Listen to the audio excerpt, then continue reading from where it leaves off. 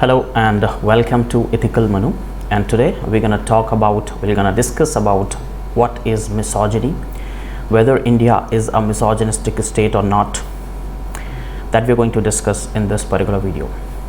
But before that, we'll try and understand that why we are discussing it. Look, recently at the 75th Independence Day of India, Prime Minister Shri Narendra Modi talked about misogyny. He talked about to wipe out misogyny altogether from the Indian state. That means misogyny do exist in our society and we need to wipe out it. So what exactly misogyny is, that we will discuss in this particular video.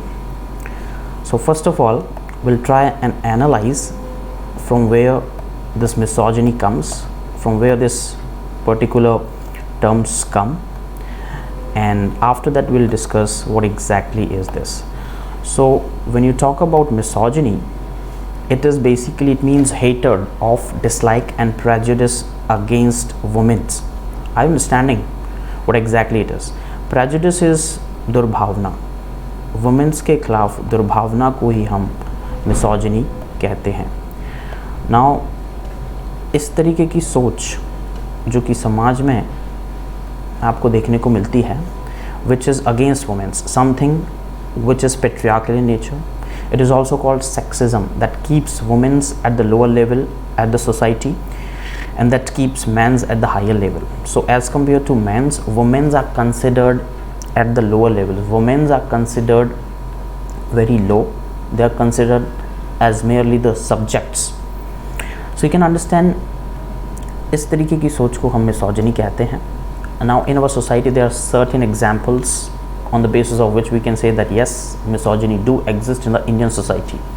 So cruel form of misogyny is the violence against women, domestic violence, sexual violence, female feticides. You have all these are the examples of misogyny.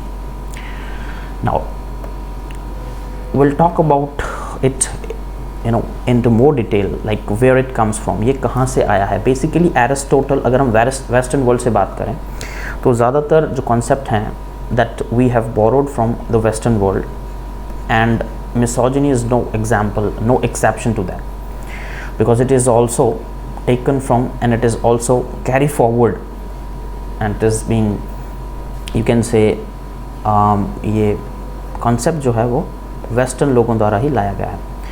Now a Greek philosopher, Western Greek philosopher Aristotle has certain views with respect to women, and what he said that he thought of the woman as a deformity and as a complete male. He said that females are incomplete without males. He preached that males should command and females should follow. Now such kind of ideology, इस तरीके की ideology जब आपको देखने को मिलती है, वो भी उन लोगों द्वारा जो कि world wide leaders and philosophers रहे हैं. People use to follow them desperately. तो इन लोगों ने जब ये कहा कि वुमेन्स जो हैं उनको हमेशा फॉलो करना चाहिए and man should always command, तो आप देख सकते हो कि समाज में, सोसाइटी में किस तरीके का मैसेज जाएगा. न केवल इतना, if you talk about this from the perspective of Islam, जो कुरान में लिखा है, 4th chapter of the Quran, जो कि एक होली बुक है इस्लाम की, उसका 4th चैप्टर डील करता है वुमेन से, और 34th श्लोक जो है वो बात करता है criticism against feminism. They talked about that man are in charge of womens. Are you understanding? Islam जो कि एक बहुत ही बड़ा रिलीजन है, lot of people follow Islam, and under that what we gathered is something which is very weird. They said that the men's are in charge of women's. I mean, आप समझ सकते हो कि कितनी ट्रिवियल बात है ये. वुमेन्स, भगवान ने मैंस और वुमेन्स को इक्वल बनाया है. Although I agree that there are certain biological differences between both, that is fine, but when God has not at the social level, God has not differentiate man and women's, why do we humans do that? Now that is a question. Moving further, if you talk about the position of the women's in the ancient India, so you can understand the women's position in ancient India was quite good. I mean, they enjoyed almost equal rights with respect to men's. You can understand, and ये आपको इस चीज़ से पता चलेगा कि when you talk about the Rigveda hymns, जब ऋग्वेद का बन रहे थे, तो at that time they were like Gargi, Lopamudra, Maitre. These were certain women who were among 20 women who participated in the construction of Vedic hymns and the construction of Vedic knowledge. तो women's ने वहाँ पे वैदिक knowledge को बढ़ाने में help की on par with men's. On that basis you can say that the women's enjoyed almost equal status with respect to men's. Then we have custom of स्वयंवर. आपको पता होगा हिंदू रिलीजन में स्वयंवर का कस्टम्स बहुत पहले से है. Custom and स्वयंवर is what? It is a self choice that indicates dignified status in the Vedic society. So you can understand it indicates a dignified status of women in the society. तो उस समय जब स्वयंवर होता था, although it was बहुत ही कम लोगों को ये फ्रीडम थी कि वो स्वयंवर कर सकें. It was only kings, queens and their sons and daughters who were subjected to all that. But still it shows that some sort of freedom was also given to the women's at that time. Then we have the deity of learning. आपको पता है सरस्वती की हम लोग पूजा करते हैं. तो females जो पॉपुलर आपके डीटीज़ हैं, we have certain female deities. You can understand जब आपके पास फीमेल डीटीज़ की आप पूजा करते हो, बट आप फीमेल्स को रियलिटी में आप रेप्स करते हो, आप उनको बुरा भला कहते हो, उनके साथ डोमेस्टिक वायलेंस करते हो. What is this? This is simply not tolerable. Moving on to the next slide, we have the position of the women. We talked about the position of women in the ancient time. Now we'll talk about the position of the women in the middle age. कि दिक्कत कहाँ से शुरू हुई. India में ऐसा नहीं था कि वुमेन्स को शुरू से ही एक बहुत ही हीन या द्वेष की भावना से देखा जाता था. It happens after the invasions that India experienced during the middle age. तो आपको पता है practice of sati, polygamy, practice of parda and practice of dowry. All that happened after the invasion of what? Greek. First Greeks invasion हुए, then you have some Muslim invasions, then last but not the least British. So इन लोगों की invasion के साथ ही आप समझ सकते हो कि इंडिया में वुमेन्स की पोजीशन बहुत ही ख़राब हो गई. लोगों ने वुमेन्स को लस्ट की तरह देखना शुरू किया. Now this was very weird. मैं ये नहीं कहता कि पहले भी ऐसा बिल्कुल नहीं होता था, पहले होता था, but to an extent it was in the nooks and corners of the country, but in the middle age it happened at a very wide scale. That was problematic. So practice of sati आपको देखने को मिलता है. Here you can see the picture. Practice of sati, polygamy, male having multiple women. That was a weird practice which discriminates women on the basis of sex. The practice of parda was there, then practice of dowry. So all these things indicates that at some point of time India experienced all these misogynistic ideology, which obviously should not be there.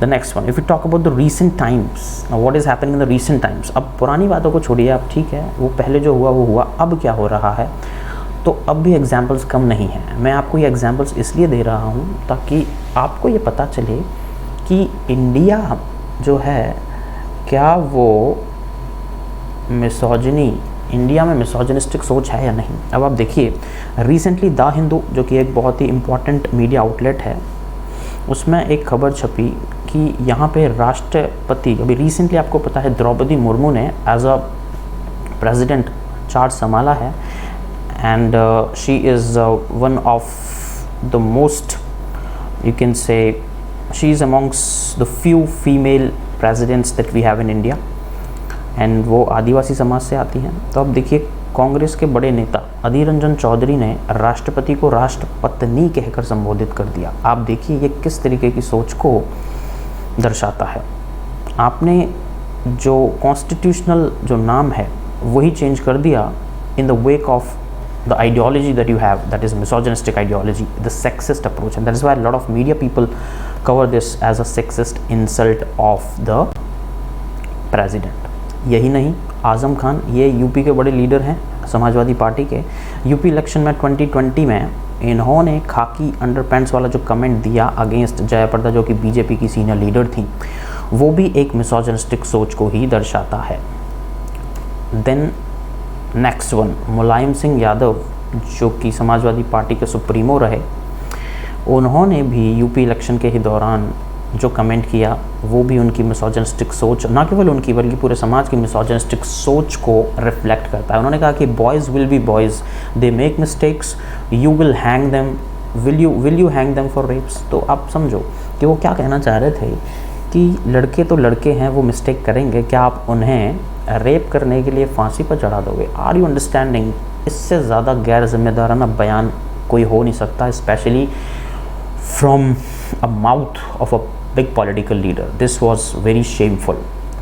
यही नहीं, India today जो कि India का leading media outlet group है, इसने भी इस बात को माना है that the Indian society is known for sexism, misogyny and patriarchy. Indian politicians are also no sense. Indian politicians भी कोई संत नहीं है, वो भी इस सोच से पूरी तरीके से ग्रसित हैं, पेशेंट हैं इसके। In this matter 10 times Indian leaders made sexist jibes. बहुत दसियों बार उन्होंने इस तरीके की बातें करी हैं, right from the RSS leader Mohan Bhagwat to the Haryana CM। सब लोगों ने इस तरीके की मिसोजिनिस्टिक सोच का एग्जाम्पल यहाँ पे इंडिया में दिया है।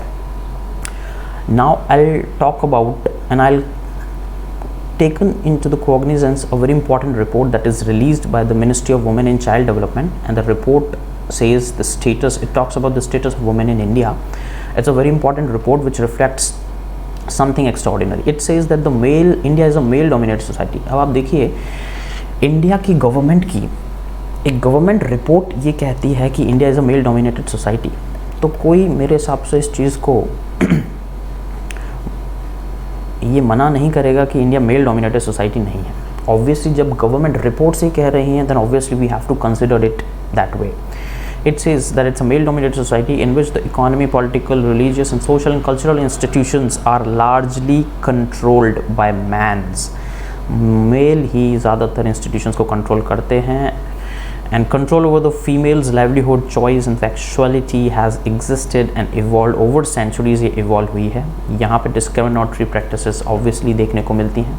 On one hand, women are worshipped as goddesses, while on the other hand burned for dowry। आप समझ लो, एक तरफ आप उन्हें भगवान की तरह, सरस्वती, देवी माँ, काली, अम्बे की तरह पूजते हो, and on the other hand आप रियलिटी में अपने घर की महिलाओं को के साथ इस तरीके का व्यवहार करते हो जहाँ पे उनको जलाया जाता है, उनके साथ सेक्सुअल वायलेंस किया जाता है, उनको बुला भरा अब्यूज़ किया जाता है।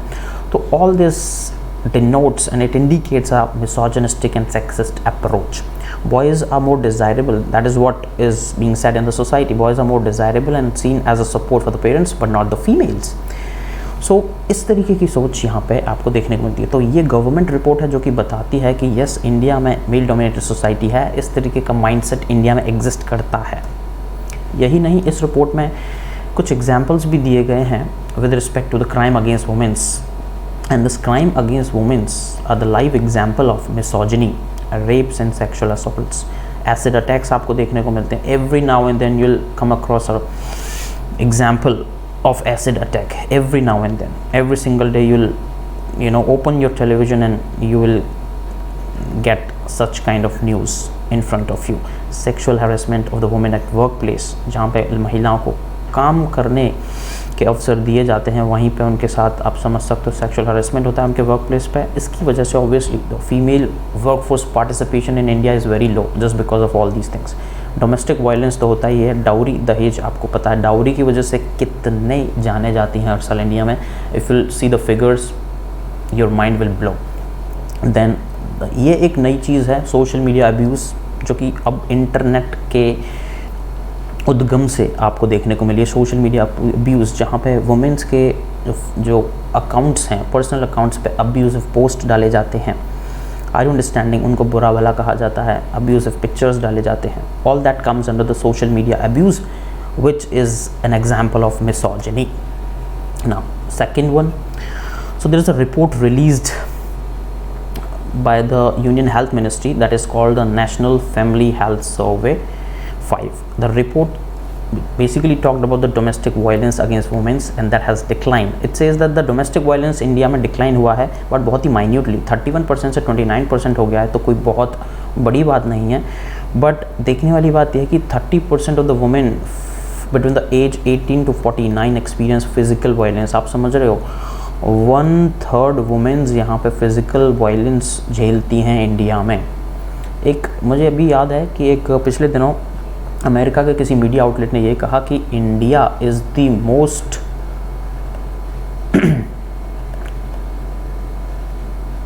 Dangerous place to live for women's, ये कहा अमेरिका के किसी अखबार ने। वो चीज़ को हम सब्सटैंशिएट कर सकते हैं, ये जो सारे हमारे पास फैक्ट्स एंड फिगर्स हैं। Domestic violence against womens is highest in Karnataka में, it's 48%, followed by Bihar, Telangana and all these states. So you can understand 30% of the women in India are subjected to physical violence. अब ये facts and figures गलत तो है नहीं, अगर ये सही हैं तो आप समझ सकते हो कि इंडिया में मिसोजिनी का लेवल क्या है। ऑलमोस्ट 1/3% हो चुका है। Are you understanding? 30% is almost 1/3। तो ये वाली बात है। द नेक्स्ट वन, अब देखिए केरला में एक बहुत ही इम्पॉर्टेंट आप कह सकते हो एंड बहुत ही पॉपुलर मंदिर है, दैट इज़ कॉल्ड सबरीमाला मंदिर। लॉर्ड अयप्पा का मंदिर है। अब बिलीफ ये है लॉर्ड अयप्पा के बारे में कि उन्होंने सारी ज़िंदगी सेलिबेसी या फिर ब्रह्मचर्य को प्रैक्टिस किया।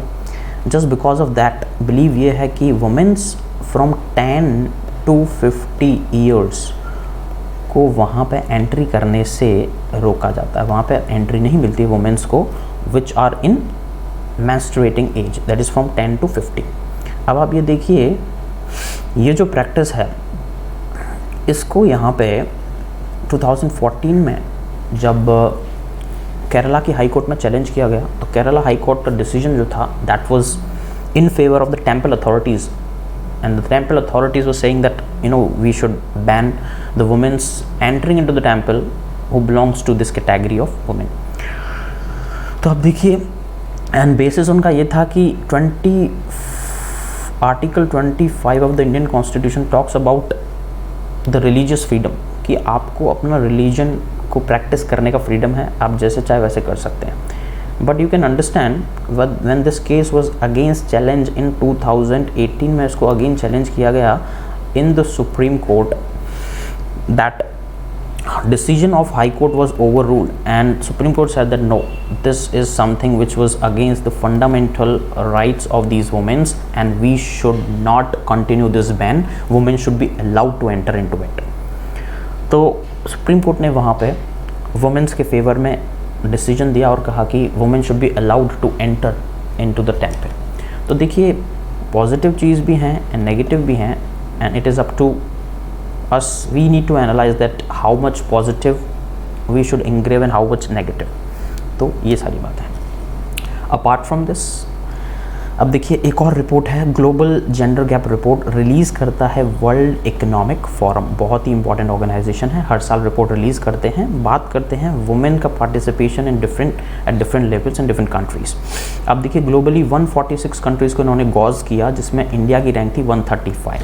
Out of 146 India is getting 135 place when it comes to women's. आप समझ सकते हो कितनी ट्रिवियल सिचुएशन है। हालांकि इस रिपोर्ट में इकोनॉमिक पार्टिसिपेशन, महिलाओं के इकोनॉमिक पार्टिसिपेशन की बात की जाती है, education attainment, health and survival and political empowerment, and in सारे पैरामीटर्स में इंडिया अपने पड़ोसी देशों से भी बहुत पीछे है। तो इससे आप पता लगा सकते हो कि इंडिया में मिसोजिनिस्टिक सोच, मिसोजिनिस्टिक विचारधारा, sexism and prejudice against women किस लेवल का है। आप समझ रहे हो, 146 से 135, out of 146 India gets 135 rank, पीछे से बस 8-10 का ही अंतर है, आप समझ सकते हो। Now all these are the live example of misogyny. So on that basis we can say that okay, yes, in India misogyny do exist and it exists at a very trivial level. We need to wipe out it, and that is the reason why Prime Minister of India talked about wiping out misogyny as soon as possible from a very important platform, that is at the event of 75th Independence Day from Red Fort. He talked about all that. That is very important to be noted. But इसके साथ कुछ एक positive चीज़ें भी हैं। अब देखो, position of women in the Indian politics में अगर हम बात करें, वुमेन्स पार्टिसिपेशन इन लोकसभा और वुमेन्स पार्टिसिपेशन इन पॉलिटिक्स, अगर आप देखो 1952 में वुमेन्स का participation was 5%, it was 5%, but अभी 2019 तक, अब जून 2019 तक का अगर डाटा आप देखें, इट इज़ 14%, समवेयर अराउंड 14%। अब देखिए 2005% से 14% हुआ है आज़ादी के ये 75 सालों में। देखिए एक बहुत ही अच्छा अचीवमेंट तो हम नहीं कह सकते, क्योंकि अगर आप बात करो ग्लोबल एवरेज की with respect to the women participation और women parliamentarians, it is towards 24%। So globally जो एवरेज है वो 24% है एंड वी आर एट 14%, 10% हम सीधा सीधा कम हैं। तो आप समझ लीजिए कि हमें कितना कुछ अभी एफर्ट्स लेने की ज़रूरत है with respect to the increasing the status of the womens in our society. अब देखिए वुमेन्स का पार्टिसिपेशन बहुत ही ज़्यादा कम है, ग्लोबल लेवल पे इट इज़ 24। सो आप देख सकते हो कि ये जो मिसोजिनी है वो बहुत ही एक बर्निंग इशू है। जनरली हम इसे इग्नोर करते हैं, but it is, you can say, hammering our society with a high pace.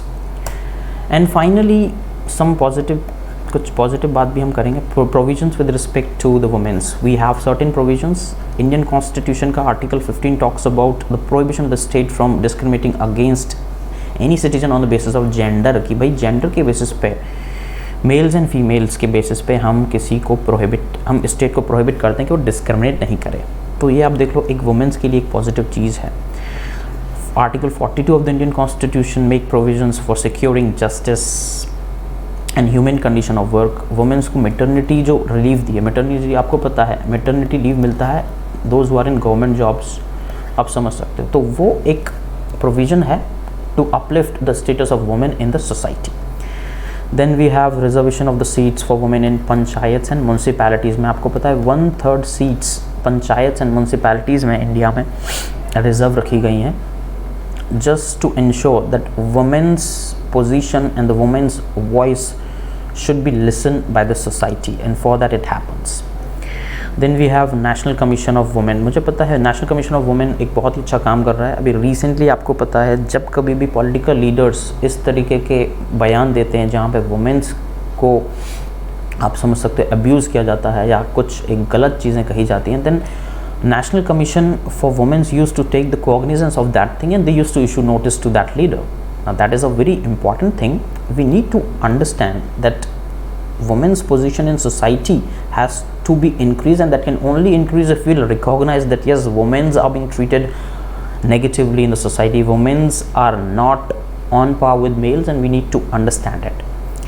Manrega, this act was passed in 2005 which talks about the economic, which basically works for the upliftment of the womens economically. उनको एक economic रोज़गार देने का यहाँ पे काम किया women's को। That was a good thing, that was a good effort. Beti Bachao Beti Padhao, प्रधानमंत्री ने 2014 में आते ही सबसे पहले ये योजना लॉन्च की, बेटी बचाओ बेटी पढ़ाओ। एंड उसकी वजह से मैं मानता हूँ ये योजना एक सक्सेस स्टोरी बनी, क्योंकि हरियाणा, पंजाब जैसे राज्यों में जहाँ पे फीमेल फिटिसाइड्स बहुत होते थे, 5 years hence, you know, the female feticides, the number of female feticides drastically reduce just because of this awareness campaign, this Beti Bachao Beti Padhao. So ये सारी चीज़ें बहुत ही ज़्यादा important है। So you can understand ये जो पूरा आज का लेक्चर था, it was all about the India's position with respect to women's, how India think about women's and whether India was a misogynistic state or not.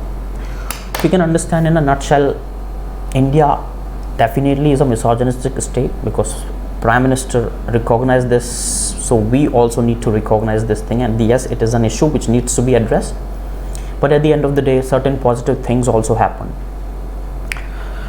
So you can understand, but more needs to be done, more efforts needs to be done to eradicate it properly, and that is, I think, the goal and aim of this video, to make you people aware about this topic, and I hope that you'll understand something out of it. So that's it for this video guys. Thank you and have a good day.